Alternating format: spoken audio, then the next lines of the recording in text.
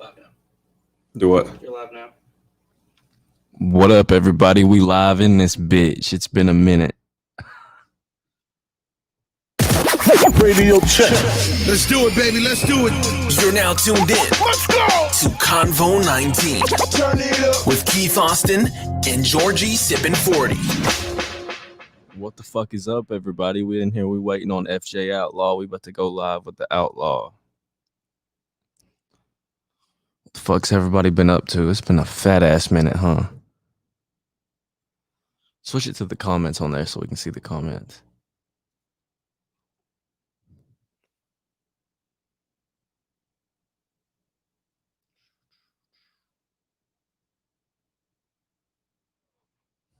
Yeah. We back. We back from maintenance.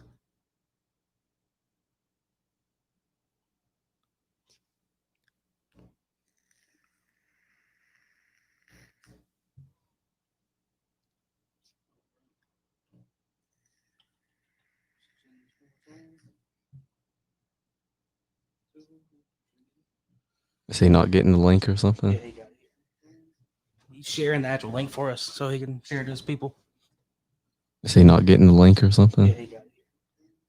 He's sharing the actual link for All right. us so he can get this situated. All right. What up? What's up, everybody? Y'all ready for this? We got FJ Outlaw coming in, y'all.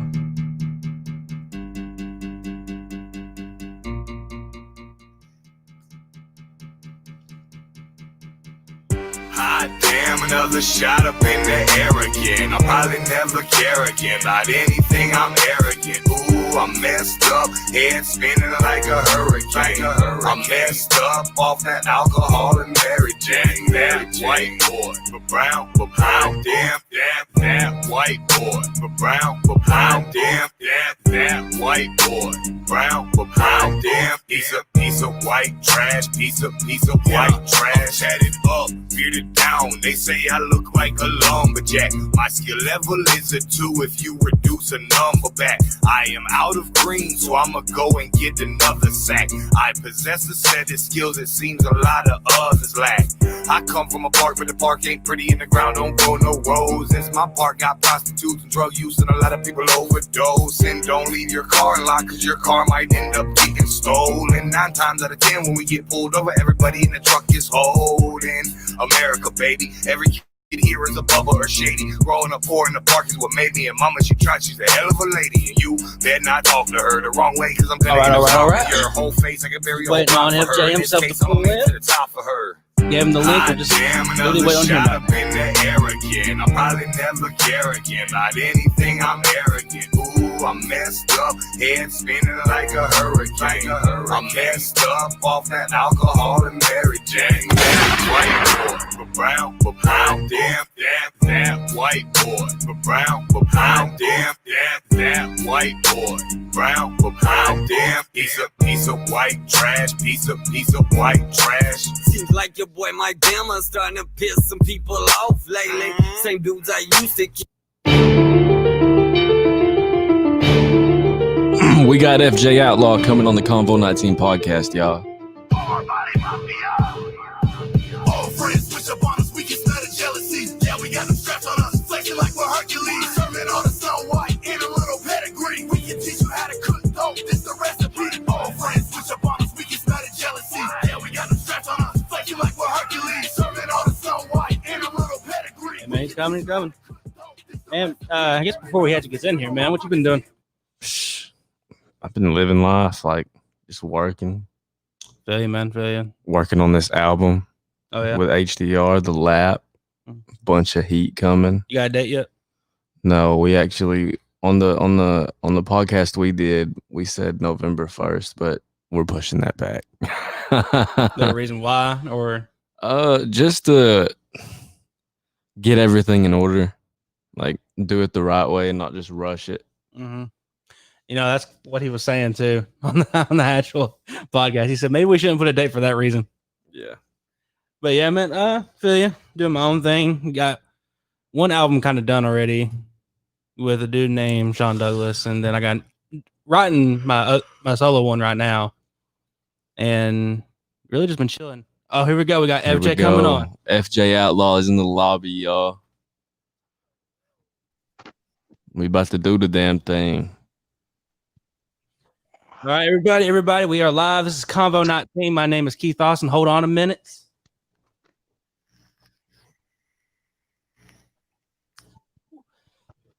All right, we are officially live. Hey, FJ, do you mind turning your phone sideways so you can get a wide? Yeah, I got you, brother. Gotcha. All right, man. Like I said, this is CONVO-19. My name is Keith Austin. This is George 740, and we are live with FJ Outlaw. How's it going, man?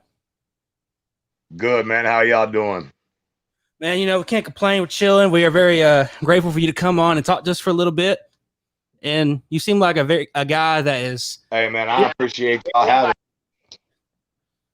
I'm sorry, you're cutting out. What'd you say?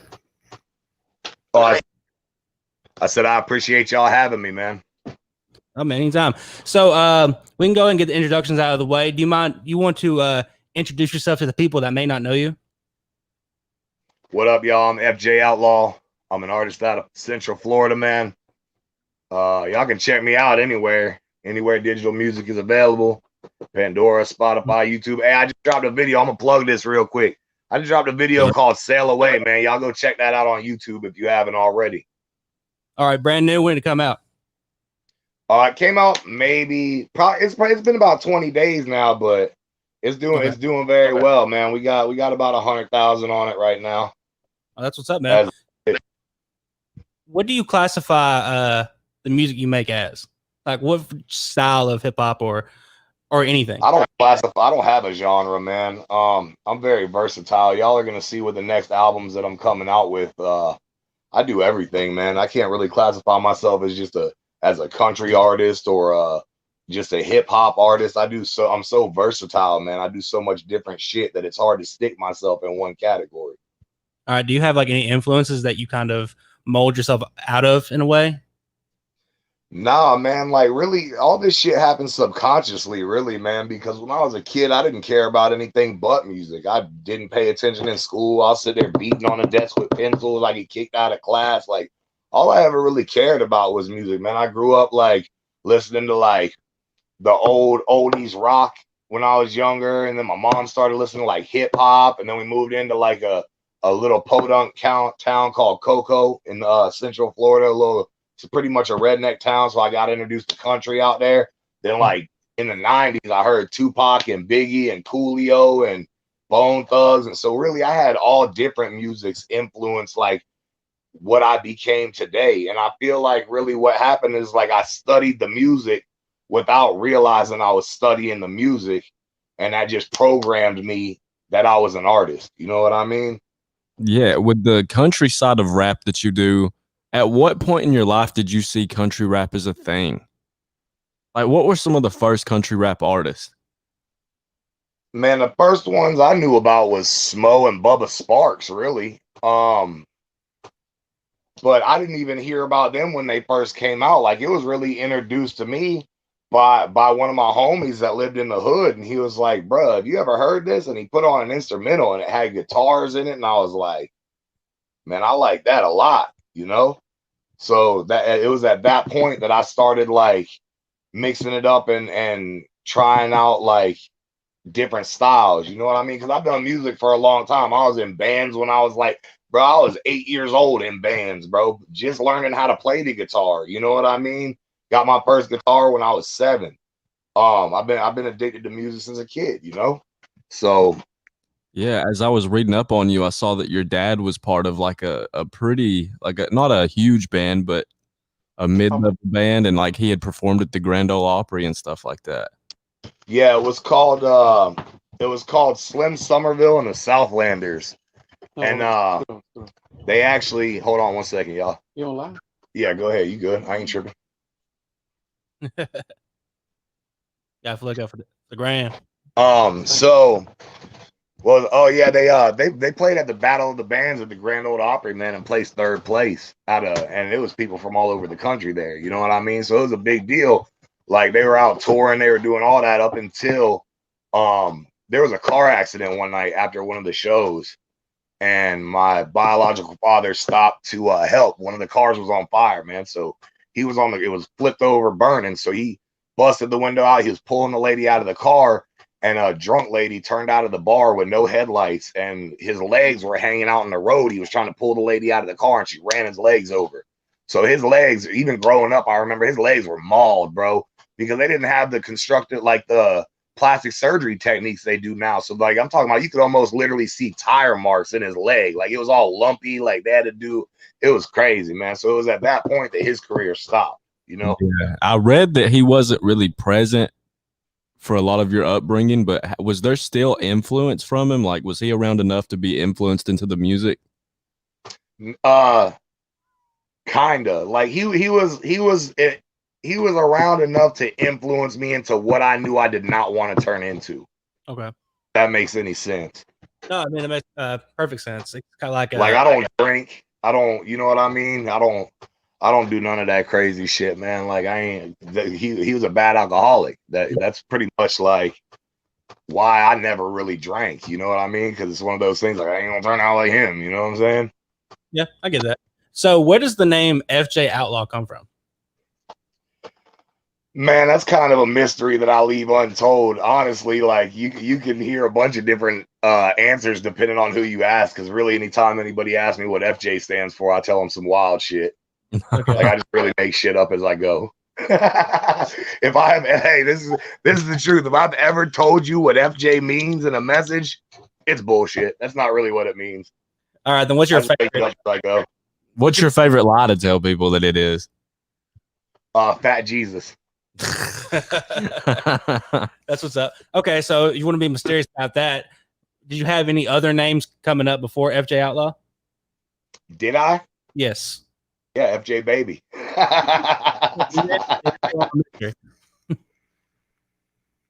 I had one name before that, but if I told you that name, then I'd just be giving everything up. So I can't really do that. You know what I mean? That's fair. It's still early on the interview. We might catch you sleeping later. That's right. All right, man. So I've heard of you through, I want to believe it was the White Pounds record with Forge Out of Blow and a bunch of other people, really. Okay. And then when I heard that song, your voice just stuck out so much more than everybody else's. And I felt like that was what really, I can't speak for everyone, but I feel like that's one thing that really attracts people to your music because you just sound so distinctive. Have you ever heard that? Yeah, man, that's one of the biggest compliments I get, man. Almost every show I do, somebody will come up to me because every show I do, I'll usually hang out backstage, go on perform, and then I go out to my merch booth and interact with all the fans. Every show, at least once, somebody walks up and introduces himself, and when I speak to them, they'll be like, "Oh my God, that's your real voice?" I'm like, "Yeah." They'll be like, "I thought it was an effect." I'm like, "No, that's me, man." Yeah, man, it sticks out. It's very it's very rare that you find anyone that makes any sort of hip hop music that doesn't sound like somebody else in some way, shape, or form. I think your style is different. And honestly, I don't, like I said earlier, you don't really have a genre that you would classify yourself as, but it's really hard to really put you to one genre because of how distinctive it really is. Right. I appreciate that. Yeah, man. And like, I've heard you like rapping, singing stuff, and it's all you. And that's a good thing. Yeah. And so I've been through a lot, bro. So it's like, it's almost like I never run out of material because there's always so much going on. Like, and it's not all necessarily all bad shit, but you know what I mean? It's just always been so much going on throughout my whole life that it's just, I got a lot to say. All right. If there's anybody that's watching this interview right now and they want to, like, I don't know, take a break and like find a song of yours to listen to kind of get an understanding of what you make, what's the song you recommend to people?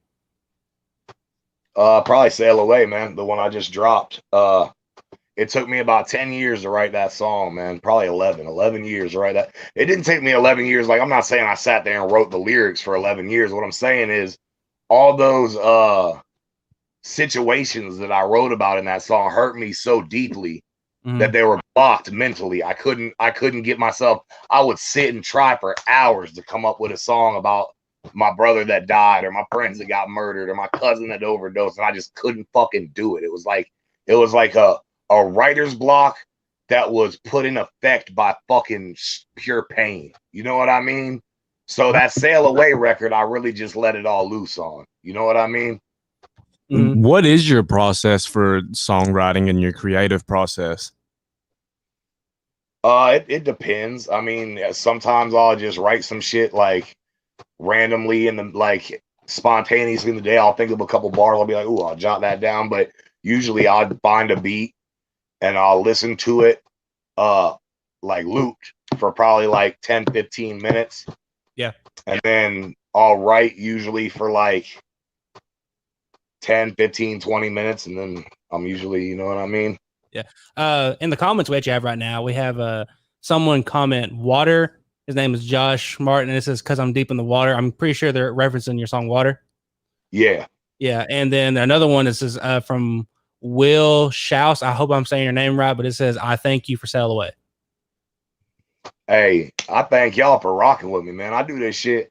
I don't just do that. I do this shit because it's an outlet, but I also do it because I've gotten so many messages on all my social media of hundreds of people just telling me that me expressing my music and me expressing myself helps them get through the day in a mannerism of they know that somebody else is going through the same shit. Yeah. You know what I mean? That's motivation for me to keep going because I need somebody sometimes. I ain't got nobody. You know what I mean? No, I mean, So I want to be that person for everybody to know that I'm here with you going through this fuck shit and you ain't alone. You know what I mean? Yeah, there's also another comment. It's also from Josh, and it says, "How many jumping jacks can he do? Does he sell crack?" No, I don't sell. No, I don't do jumping jacks. Look, And no, I don't sell crack, man. Those days are long gone, man. I sell music. the comment section is getting pretty active. Hey, if anybody has a question for FJ Outlaw right now is the time to ask it, and we'll relay the message for you. All right, man. FJ Outlaw. Now, earlier you talked about how you moved to a very country redneck-ish town in Florida. So, at what point in time were you like, "All right, I'm gonna become a rapper. I'm going to actually do this or make music"? I guess if you don't want to classify. I had moved out of Cocoa, and I moved to a place called it's Palm Bay, but it's Melbourne, Palm Bay, O'Galley. It's like three little towns that are right next to each other. There was a guy. There's a group called UGS. It's called Underground Sound. I used to listen to, like, in those days in like my early teens, I used to ride around bumping like Screwed and Chopped 3-6 and Little White and Bun B and Pimp C and just all the, like, if I didn't drink lean, but if you were drinking lean, that's the music you'd be listening to is what I was listening to back then. You know what I mean? Oh yeah, I know. But there was a group called UGS, and my boy used to bump them all the time. One of my best friends, his name was David. I called him the Jew. Jew was bumping this group called UGS, and I was like, "Bro, that one dude is fucking riding. Where is he from?" He's like, "That's Iceberg. He's from Melbourne." And it was at that point in my young adult, like my mid-teen years, that I had the thought process in my brain, like, hold on, this dude's from right up the street. Like, if he can do this, I can do this. You know what I mean? So I went, and Nuck If You Buck had just came out. Classic. So this was when like YouTube was starting up and all that. So I found the instrumental for Nuck If You Buck, and I wrote a verse on you remember that part? I come in the club swinging my dreads. You know what I'm talking about? You know what I'm talking about. Yeah. It was that part of the song, bro. I broke down the beat to where I found exactly where that part of the song was, and I like almost took that girl's verse and rewrote it into my own shit. Yep. And I was at my brother's house he was having a little party over there, and I told my boy that rapped, I was like, "I wrote a verse," and he was like, "No, you didn't," and I was like, "Yeah, I swear."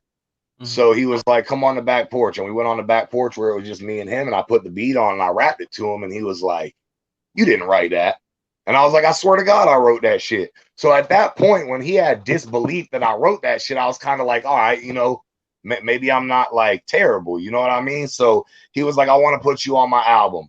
So he took me, and it was weird. It was like backwards for me. Like I didn't go to some fucking closet fucking like home studio my first time recording. I went to like a big fucking production studio. So I go in the booth, I had this verse written, and I always had this ability to where when I write a verse, I'll write it, crumble it up, and throw it away because it's always in here. You know what I mean? So I went in, I didn't have no paper or nothing.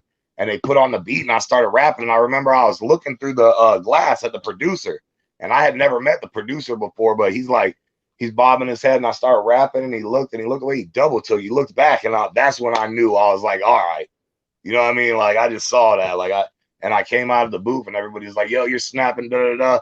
It's really up until a couple years ago. I had like a what word am I looking for? A self-esteem issue where I thought I was trash, man. I'm 6'4.5", 390 pounds. I just figured everybody was too scared to tell me I fucking suck.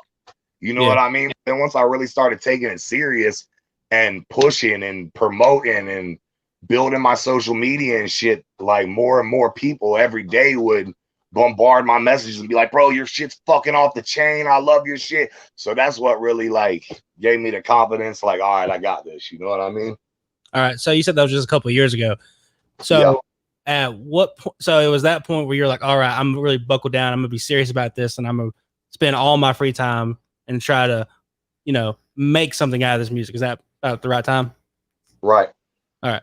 Now, another question I want to have is, you're from, like I said, you're from Florida, and I feel like Florida has a very distinctive sound in the hip hop game as well. How do you view Florida hip hop artists today? I'm gonna get in trouble. Hey, for real, like I feel and this is just me being honest. Hey, listen, I wish you guys could see everybody in the room right now because they're going, oh god. But for real, like my honest opinion, bro, I feel like 98% of the shit that's out right now is absolute fucking trash. It's garbage, bro. You got mumble rap, you got fucking all this nonsense that don't make no sense. Like it's fucking stupid. Yeah, but you're talking about more the general outlook of music, or just Florida itself? Period. Okay. Period. Like even country ain't what it used to be anymore. Even straight country, guitar, fucking country, western music. It's all fucking pop, fucking. You know what I mean? Like. Okay. Hey, that being said, hey, you know that Luke Combs song? Can I Get an Outlaw? Yeah. Facts. With that being said, who does FJ Outlaw have on his Spotify playlist or Apple Music playlist? Yeah, I don't even have a Spotify, bro. I ain't even gonna lie, bro. Hey, you know who I listen to on a daily basis nonstop? Okay. Who? Me. I listen to me, bro. Cause that's the only music I like. That's the only music I relate to. I feel like a lot of these motherfuckers out here pretending, bro. But I know my shit's authentic, so I'll just bump that. I'm cool with that. Yeah, I'm gonna go ahead and let you know now. I don't know how many people you have in the room right now, but everybody that was like shaking their head saying, no, don't say this. You're not saying anything that other people don't think. Yeah. So that's like my factor is you can't bring me nowhere because I'm gonna say what everybody else is thinking. I'm gonna look real bad, but I still don't care. All right, man. We got anything in the comments right now? Yeah, we got a few comments. Josh Martin he's coming back again. He said, love the FJ, love from Seattle. My one serious question is, how did you break out of being a local artist? And do you think you would ever play a Gathering of the Juggalos? I would absolutely play the Gathering of the Juggalos. Really, what broke me out of being a local artist was fucking Rich Regal. And that's just fucking real, man. Rich Regal fucking was the first motherfucker. Rich Regal and Mary Kaufman, man. Rest in peace, Mary. Mary passed away. She was an amazing she had a promotional company that ran basically the Alrosa Villa where Dimebag got shot. And they were the first people that believed in me enough that were like, hey, we want you to come do a show. Here's some money. You know what I mean? And we were out of there. We went and did the show, and it really just took off from there. Really, I feel like people say talent this, I work my ass off. I feel like I got lucky because I worked my ass off. Don't get me wrong, but I just myself never pictured. Like, I remember sitting around being like, man, if I could hit this 1,000 views, bro, I could die tomorrow and I'll be fucking happy. Yeah. And now I'm like, damn, I done had collectively 13, 14 million views on one video and I'm not satisfied yet. You know what I mean? What was your first million views on any song video whatsoever? Hot Damn. It was on Hot Damn. Okay. But I've had to I messed up like and this is my advice to any artist, don't put your shit on anybody else's page. Like I signed a bad label deal. Hot Damn went viral and got like I think 3 million views on their channel. Then I got myself out of the contract with them and bought my likeness and all that, got legally away from the contract, and like an idiot, uploaded it to somebody else's YouTube. It got like 7 or 8 million on there. And then it like finally about 8 months ago, my manager talked me into like, bro, you need to be building your own shit. Cause I got a video that's had 13 million views collectively. And I'm sitting with 4 subscribers on YouTube. Meanwhile, everybody that's had a video on their page has hundreds of thousands of subscribers. Mm-hmm. So it's like at some point I got to build myself up. You know what I mean? No, man, I get it. And also to reference what you said earlier about you feel like you were lucky. I don't know who we talked to recently, but we had a conversation about that too, where, you know, you could do so much and do everything right, but it really is the luck of the draw. You have to be at the right place at the right time. The right person has to hear your song. If you were to blow up. Was that Best Believe that said that? Maybe it was Best Believe. I think Best Believe was the one. Man, here's the thing people don't understand, bro. It takes 10 years to become an overnight success minimum. Y'all know that song, Trap Queen from Fetty Wap? Yeah. Yeah, that motherfucker was out for 6 years before it took off, bro. Literally, it had a whole different video and everything before they finally got enough push that they went back and reshot the video and put it on BET and threw it on MTV. 6 years, bro. It was out. Bro, didn't have no buzz whatsoever, bro. Yeah, I remember when back when like SoundClick was still a real big thing. Where I used to get my beats from. Yeah, I mean, we have conversations about that all the time too. I actually had that beat, the Trap Queen, a long time ago. I remember on Chris Mecca's page on SoundClick, and I was like, damn. Hey, Chris Mecca's from Melbourne. That's where I'm from. Oh, for real? That's Chris Mecca's from where I'm at. Shout out Chris Mecca, man. Yeah, but I remember I found the beat. No, I feel bad because you know Chris Mecca, but I didn't like the beat whatsoever. And I'm like, damn, I can't write to this. But I remember I found it. I had a few other people had it, and I was like, man, this ain't for me. And then I remember hearing Trap Queen start blowing up. I'm like, damn, I missed out on that. Could have had it. Well, I mean, yes and no. I mean, there's no way I would have done Fetty would have done with it. And you know, right place, right time, right ear, I guess. Right. Yeah, shout out that dude. Yeah, Chris Mecca's cool, man. He's all right. And also to reference something I said a while ago when I discovered you on White Pounds for Forgiato Blow. What's your relationship like with Forgiato Blow? Man, Forgiato's a good dude, man. Like you wouldn't think. Like everybody that's ever asked me that question automatically, because he has money and views, like assumes that he's just this snobby, fucking rich, arrogant fucking prick. Bro, Forgiato is one of the most humble motherfuckers I've ever met in my life, bro. But he keeps a gangster too. You know what I mean? Like I've seen him like all spectrums, bro. He's a good dude, bro. He's got a good heart. He's always very humble. He's polite. He's a good dude, bro. Like I'm cool with him, man. I fuck with him. Yeah, man. I respect the hustle for sure. He's always doing something crazy. Bro, that motherfucker grinds. Bro, I don't know anybody else like that's not a big artist that grinds as hard as he does, bro. He's out doing something constantly every day, bro. Shooting a video, doing an interview, recording features, recording a new album. He's just always working. Mm-hmm. And he's always constantly pushing the same music. Yeah. Like, he gets in your face about it. Yeah, well, that's the thing, bro. The more you're up in a motherfucker's face, like it gets to a point where they can't deny your fucking what you're doing. You know what I mean? Yeah, man. For real. You got any questions for him? When you really started seeing your music take off, like, is there ever like a thought that's like, what would I be doing if I wasn't doing this? Yeah, no, because I already know the answer to that question. I'd be dead or in prison. That's where everybody else that I grew up with is. Mm-hmm. That's real shit. Now, my brother's dead. My best friends are dead. My cousin's dead. Mm-hmm. My boy's in prison for 20 years, like that I've known since I was 12. Like, it's just that's pretty much the fate of Central Florida. If you ain't doing something productive, you're fucking going down, and that's just what it is. Because there ain't like you're either gonna be productive or you're gonna sell drugs and fucking rob bitches, and you know what I mean. There's not really an in between because there ain't shit to do. So you're either working towards doing something productive or being a complete hood rat. There's not really an in between. All right. Now, looking at some more of the comments, someone commented and said, "How do we get FJ merch?"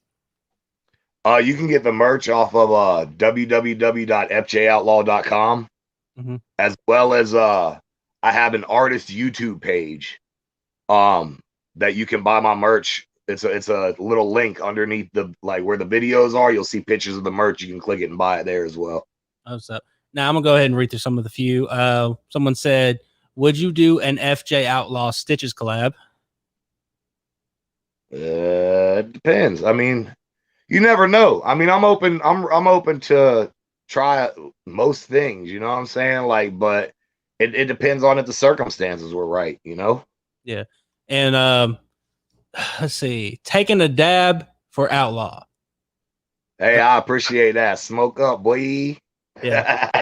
Anna K Overcash said, "God is good. Glad to see you get this far. Known you since high school." Yeah, I went to school with Anna. We went to a fucked up school together, man. We went to alternative school. They used to put their hands on you and shit, man. When you started acting up, they broke my homeboy's arm. Like, had him upside down in the desk, broke his arm. I seen you tried to bribe me with Wendy's. He sued the shit out of those motherfuckers, dog. I saw that. I couldn't believe they even thought that was an option. They were like, "We'll buy you Wendy's if you don't sue us." Yeah, all right, yeah, let me get the Wendy's. What are you, silly? I'm still gonna send it. The fuck. Yeah, like I read your whole little bio on your website, and it said that you had been kicked out of 4 different schools. What was going on at a young age with FJ Outlaw?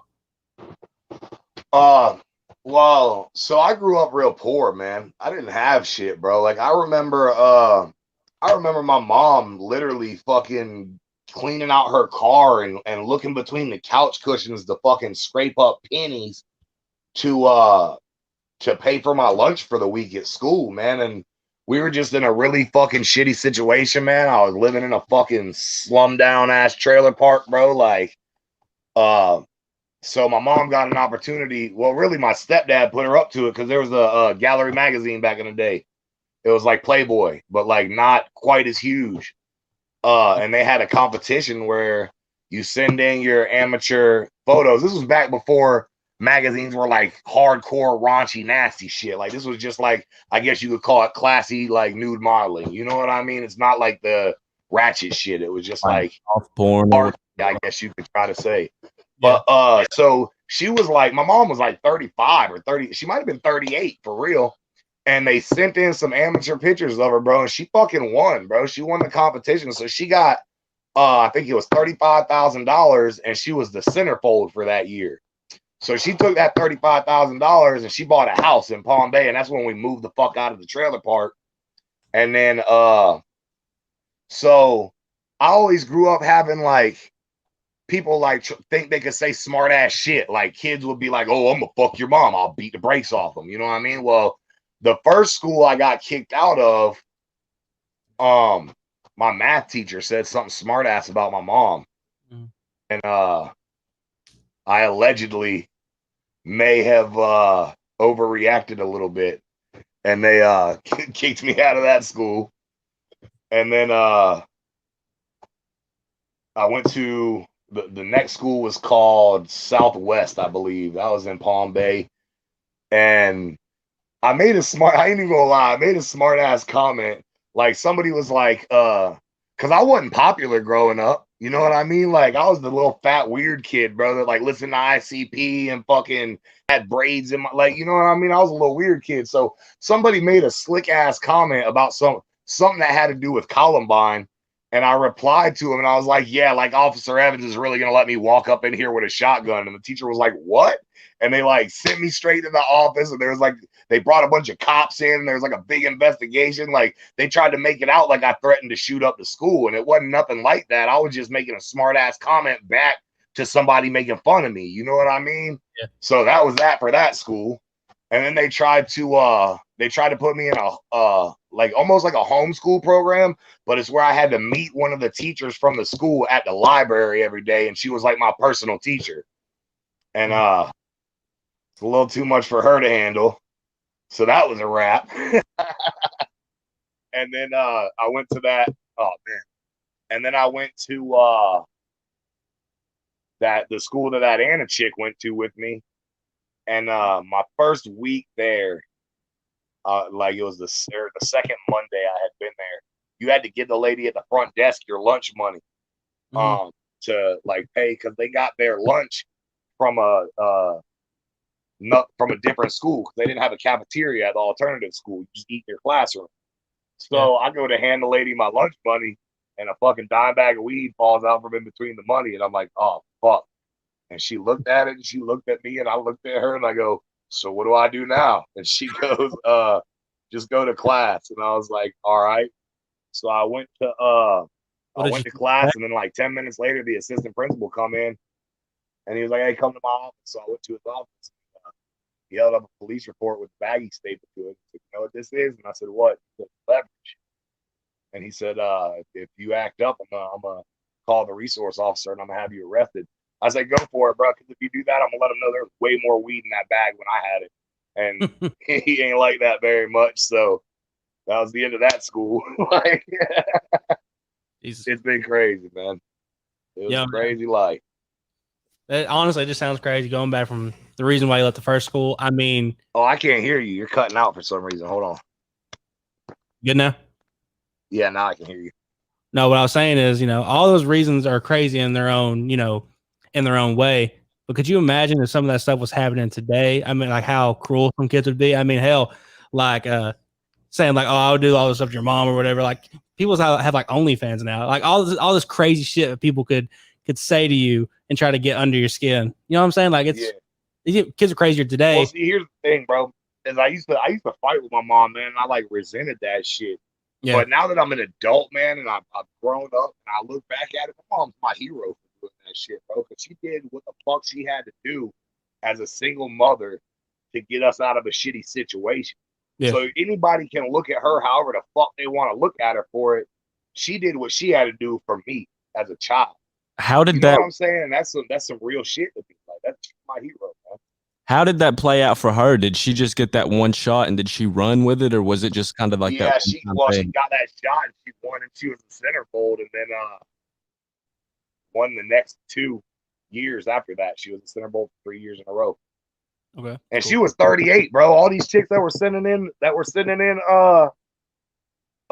like entries, like the amateur shots, they were all 18, 19 years old. My mom was 38, bro, and smacked all of them 3 years straight. So did she build like a good career out of it? Well, I mean, she traveled for a while and like went like to Comic-Con and shit like that, signing autographs. Until her contract went up, but she was already 38 at that point. So you figure 3 years, she's 41. You know what I mean? She was pretty much over it at that point. Plus, she started going to church real heavy and like, you know what I mean? So she just she kind of tries to leave that life in the past and not discuss it because she's embarrassed about it. But I don't look at it like she should be embarrassed, bro. I'm proud of her for doing what she had to do for me. Mm-hmm. No, man, I get it. Now, we've kind of talked about a little bit of everything, so I want to kind of get back to you and your music. So when you are in the studio and recording music, do you have anybody that goes with you and like listens to it and kind of gives you their feedback that you trust? Or are you strictly like, I'm going to keep this to myself until it's ready to come out? No, well, I used to be that guy. Like, I wouldn't listen to nobody. Mm-hmm. But I've learned like in the recent months that it's not, that's not what you need to be doing. Like I try to take everybody's input in and really stew on it before I make a decision of whether I'm going to keep something or get rid of something, or you know what I mean? Because it ain't just about what I like. It's about what y'all like. It's about what he likes. It's about what he likes. It's about, you know what I mean? It's not just about me at this point. Yeah. What's the greatest piece of advice you ever got? The greatest piece of advice I've ever gotten. It could be from real life experiences. It could be from music. It can be from anything. That's a good question, man. For real. Had to hit him with a curveball, people. I mean, really, I say the best piece of advice that I ever got, and I should have listened, would have been pay attention in motherfucking school, man. My mom used to be like, quit clowning, all these kids that are in your class, you ain't never gonna see those motherfuckers again. They don't matter. Fuck them. And I never believed her. I lived to be that class clown and like try to be that guy that everybody like. I don't see none of these motherfuckers no more, bro. Like, Oh, shit. really, like people think music's an easy job, bro. This is a 24-hour motherfucking job, bro. Like, this shit ain't like, it's not a fucking full-time party like everybody thinks, bro. We're out here grinding. We're out here sweating in the fucking studio. Bro, these booths ain't got no motherfucking AC. You're in there pouring sweat for 3 hours at a fucking time. It's like a sauna in that motherfucker. I'm trying to sleep at 4:30 in the morning. I got people from Sweden calling my phone just to tell me they like my music, waking me up. You know what I mean? So if I'd have paid attention in school, I'd be living way more lovely for half the work. Yeah. You know what I mean? I'm putting in work almost 24 hours a day between answering fans, recording fucking videos, photo shoots, interviews, all this and that. You ain't got no time. You have no private life. So the best advice I ever got was stay in school and pay attention, but I ain't listened to them.